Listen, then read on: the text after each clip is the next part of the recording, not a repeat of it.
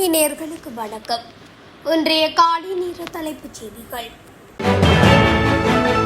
இலங்கையின் உள்நாட்டு எரிபொருள் கையிருப்பினை பலப்படுத்தும் நோக்கில் 36,700 மெட்ரிக் டன் ஒக்டேன் 92 ரக பெட்ரோல் ஏற்றிய கப்பல் நேற்று நாட்டை வந்தடைந்துள்ளதாக இலங்கை பெட்ரோலிய கூட்டுத்தாபனம் தெரிவித்துள்ளது. உள்நாட்டு எரிபொருள் விநியோகத்தில் தட்டுப்பாடுகள் ஏற்படுவதை தவிர்க்க பொருட்டு இந்தியாவிலிருந்து இந்த பெட்ரோல் கையிருப்பு கொள்வனவு செய்யப்பட்டுள்ளது. அண்மை காலமாக எரிபொருள் விநியோகத்தை சீராக பேணுவதற்கு முன்னெடுக்கப்பட்டு வரும் தொடர் நடவடிக்கைகளின் ஒரு அங்கமாக இது பார்க்கப்படுகிறது.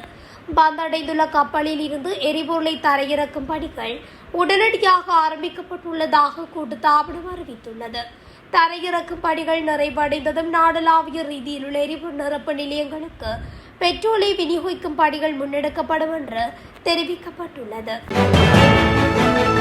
இலங்கையின் பல மாகாணங்களில் இன்று கடும் வெப்பமான வானிலை நிலவக்கூடும் என வளிமண்டலவியல் திணைக்களம் விடுத்துள்ள எச்சரிக்கை வெளியாகியுள்ளது. அதன்படி வடக்கு, வடமத்திய, வடமேல், மேல் சப்ரகமுவ, தெற்கு மற்றும் கிழக்கு ஆகிய மாகாணங்களுடன் மொனராகலை மாவட்டமும் இந்த எச்சரிக்கை வலயத்தில் உள்ளடக்கப்பட்டுள்ளதாக தெரிவிக்கப்படுகின்றது. இந்த மனித உடலில் உணரப்படும் வெப்பத்தின் அளவு நாட்டின் 21 மாவட்டங்களில் சில இடங்களில் அவதான மட்டம் வரை அதிகரிக்கக்கூடும். மேலும் அதிக வெப்பமான சூழலில் நீண்ட நேரம் தங்கியிருப்பவர்களுக்கு உடல் சோர்வு ஏற்படக்கூடும். தொடர்ந்து கடினமான பணிகளில் ஈடுபடுபவர்களுக்கு தசை பிடிப்பு ஏற்பட வாய்ப்புள்ளதாகவும் எச்சரிக்கப்பட்டுள்ளது. இந்தோனேசிய கடற்படையின் கிரீபிமா சுசி 941 என்ற பாய்மர கப்பல் நல்லெண்ண பயணத்துக்காக நேற்று நாட்டை வந்தடைந்துள்ளது. ஆசியான் பிளாஸ் கேடட் செயல் 2026 திட்டத்தின் கீழ் இந்தோனேசிய கடற்படையின் கேடட் அதிகாரிகள் உட்பட 26 வெளிநாடுகளைச் சேர்ந்த கேடட் அதிகாரிகளும் இக்கப்பலுடன் வந்துள்ளனர். கடற்படை மரபுகளின்படி கொழும்பு துறைமுகத்தில் இலங்கை கடற்படையால் இக்கப்பல் வரவேற்கப்பட்டது. அசஸ்வத் நலம்புரி திட்டத்தின் முதலாம் கட்ட பயனாளிகளுக்கான கொடுப்பனவுகள் எதிர்வரும் ஜூலை மாதம் முதல் மீண்டும் வழங்கப்படவுள்ளதாக நலன்புரி நன்மைகள் சபை அறிவித்துள்ளது. நலன்புரி நன்மைகளை பெறுவதற்காக போலியான தகவல்களை வழங்குவோருக்கு எதிராக கடும் சட்ட நடவடிக்கை எடுக்கப்படும் என்று சபை தெரிவித்துள்ளது. குறித்த விடயத்தை நலன்புரி நன்மைகள் சபையின் தலைவர் நிமல் கொத்தவெலகெதர தெரிவித்துள்ளார். தென்னிலங்கையில் உயிர்களை காவு வாங்கும் கடற்கரை தொடர்பில் போலீசார் எச்சரிக்கை விடுத்துள்ளனர். காலி கபராதுவ கொக்கல கடற்கரை பூங்காவுக்கு அருகில் கடலில் நீராடிக் கொண்டிருந்த ஒரே குடும்பத்தைச் சேர்ந்த 2 நீரில் அடித்து செல்லப்பட்டு உயிரிழந்துள்ளனர். கட்டுநாயக்க பகுதியைச் சேர்ந்த 25 வயதுடைய ஜூட் ஷெவந்த பெரேரா மற்றும் 21 வயதுடைய என்டன்சினா பெரேரா ஆகிய 2 சகோதரர்களே இவ்வாறு உயிரிழந்தவர்களாகும். அவர்கள் நீரில் அடித்து செல்லப்படுவதை கண்ட அபராதவ போலீசாரும் அருகிலுள்ள சுற்றுலா விடுதி உயிர் காப்பு பிரிவினரும் அவர்களை மீட்டு மீபே பிரதேச வைத்தியசாலையில் அனுமதித்தனர். எனினும் வைத்தியசாலையில் அனுமதிக்கப்படுவதற்கு முன்னரே அவர்கள் இருவரும் உயிரிழந்து விட்டதாக வைத்தியர்கள் உறுதிப்படுத்தினர். குறித்த கடற்பகுதி நீராடுவதற்கு மிகவும் அபாயகரமானது என அப்பகுதியில் மீன்பிடியில் ஈடுபடும் மீனவர்கள் எச்சரிக்கை விடுத்துள்ளனர். மன்னார் கடல் பகுதியில் இடம்பெற்ற படகு விபத்தில் கடற்தொழிலாளர் ஒருவர் பரிதாபகரமாக உயிரிழந்துள்ளார். குறித்த சம்பவமானது நேற்று இடம்பெற்றுள்ளது. 2 கடற்தொழில் படகுகள் ஒன்றொன்று மோதிக்கொண்டதில் இந்த விபத்து நேர்ந்துள்ளது. இது தொடர்பில் மேலும் தெரிய வருகையில் மன்னார் வங்காளிப்பாடு கடற்பகுதியில் நேற்று அதிகாலை 4 மணியளவில் கடற்தொழிலில் ஈடுபட்டிருந்த 2 படகுகள் எதிர்பாராத விதமாக ஒன்றோடு ஒன்று மோதி விபத்துக்குள்ளாகியுள்ளது. சட்டவிரோதமான முறையில் கடல் மார்க்கமாக நாட்டுக்குள் கொண்டுவரப்பட்ட பெருந்தொகை மஞ்சள் மற்றும் முந்திரி பருப்பு ஆகியவற்றை பாரவூர்தி ஒன்றில் கடத்தி சென்ற நபர் ஒருவரை கட்பட்டி காவல்துறையினர் கைது செய்துள்ளனர். நாச்சிக்கல்லி பகுதியில் நேற்று முன்னெடுக்கப்பட்ட விசேட சோதனையின் போதே இந்த கைது நடவடிக்கை முன்னெடுக்கப்பட்டுள்ளது. கட்பட்டி காவல்துறையினருக்கு கிடைத்த ரகசிய தகவல் ஒன்றின் அடிப்படையில் முன்னெடுக்கப்பட்ட சோதனைகளின் போது பாரவூர்தியில் மறைத்து வைக்கப்பட்டிருந்த நிலையில் 742 கிலோகிராம் மஞ்சள், 800 கிலோகிராம் முந்திரியம் பருப்பு ஆகியன மீட்கப்பட்டுள்ளன. அரசு நிறுவனங்கள் இன்று முதல் மீண்டும் வழமை போன்று இயங்கும் என்று பொது நிர்வாக அமைச்சு தெரிவித்துள்ளது. அதன்படி அரசு நிறுவனங்கள் நேற்றிலிருந்து 17ஆம் தேதி வெள்ளிக்கிழமை வரை வழமை போன்று இயங்கும் என்று தெரிவிக்கப்பட்டுள்ளது. அத்துடன் சித்திரை புத்தாண்டு விடுமுறைக்கு பின்னர் பொதுமக்களுக்கான சேவைகளை தடையின்றி வழங்குவதை உறுதி செய்யுமாறு அனைத்து அரசு நிறுவன தலைவர்களுக்கும் அறிவுறுத்தப்பட்டுள்ளது. நாட்டில் சித்திரை புத்தாண்டு வாரத்தில் நாட்டில் விபத்துகளின் எண்ணிக்கை சடுதியாக அதிகரித்துள்ளதாகவும் தற்போது நாடு முழுவதும் சுமார் 29,000 பேர் விபத்துகள் காரணமாக சிகிச்சை பெற்று வருவதாகவும் சுகாதார பிரிவு உத்தியோகபூர்வமாக அறிவித்துள்ளது. தொற்று நோய் பிரிவின் விபத்து தடுப்பு பிரிவைச் சேர்ந்த சமூக நல மருத்துவ நிபுணர் சமித ஸ்ரீதுங்க இதனை தெரிவித்துள்ளார்.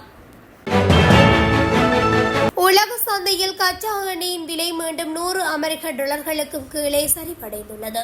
அமெரிக்காவுக்கும் ஈரானுக்கும் இடையிலான சமாதான பேச்சுவார்த்தைகளை மீண்டும் தொடங்குவதற்காக இரு நாடுகளின் பிரதிநிதிகள் இந்த வாரம் பாகிஸ்தானுக்கு வரக்கூடும் என்ற சாத்தியக்கூறின் காரணமாக இந்த விலை சரிவு ஏற்பட்டுள்ளதாக கூறப்படுகிறது. இந்த பேச்சுவார்த்தைகள் மூலம் ஈரானுடனான போர் முடிவுக்கு வரும் தருவாயில் இறுதி கட்டத்தில் உள்ளதாக அமெரிக்க ஜனாதிபதி டொனால்ட் ட்ரம்ப் தெரிவித்துள்ளார். இதன்படி ஒரு பேரல் பிரெண்ட் கச்சா எண்ணெயின் விலை $99.59 பதிவாகியுள்ளது. அதேபோல் WTI கச்சா எண்ணெயின் விலை $90.43 பதிவாகியுள்ளது. வெளிநாடுகளில் இருந்து அமெரிக்காவுக்கு வருகை தந்து அமெரிக்க குடிமக்களின் வரிப்பணத்தில் வழங்கப்படும் சலுகைகளை தவறாக பயன்படுத்துபவர்களுக்கு எதிராக கடுமையான நடவடிக்கைகள் எடுக்கப்படும் என்று இலங்கையில் உள்ள அமெரிக்க தூதரகம் அறிவித்துள்ளது. அமெரிக்க குடிமக்களின் வரிப்பணத்தில் இருந்து நிதி அளிக்கப்படும் சலுகைகளை தவறாக பயன்படுத்தும் அல்லது அவற்றை சார்ந்திருக்கும் நபர்கள் கடுமையான விளைவுகளை எதிர்கொள்ள நேரிடும் என எச்சரிக்கப்பட்டுள்ளது. இவ்வாறான சலுகைகளை தவறாக பயன்படுத்தும் குடியேற்றமற்ற விசா வைத்திருப்பவர்களின் விசாக்கள் உடனடியாக ரத்து செய்யப்படும் என அறிவிக்கப்பட்டுள்ளது. பயாகலை பிஹாரகந்த பகுதியில் நடைபெற்ற மதுபான விருந்தொன்றின் போது ஏற்பட்ட மோதலில் நபரொருவர் தலையில் தாக்கப்பட்டு உயிரிழந்துள்ளதாக போலீசார் கூறியுள்ளனர். பயாகலை பகுதியைச் சேர்ந்த 49 வயது நபரே உயிரிழந்துள்ளதாக தெரிவிக்கப்படுகிறது. சம்பவம் தொடர்பில் சந்தேக நபர் ஒருவர் கைது செய்யப்பட்டுள்ளதாக பயாகலை போலீசார் தெரிவித்துள்ளனர். களுத்துறை தெற்கு பயாகலை விஹாரகந்த பகுதியில் உள்ள வீடொன்றில் செவ்வாய்க்கிழமை இரவு புத்தாண்டு மதுபான விருந்தொன்று நடைபெற்றுள்ளது.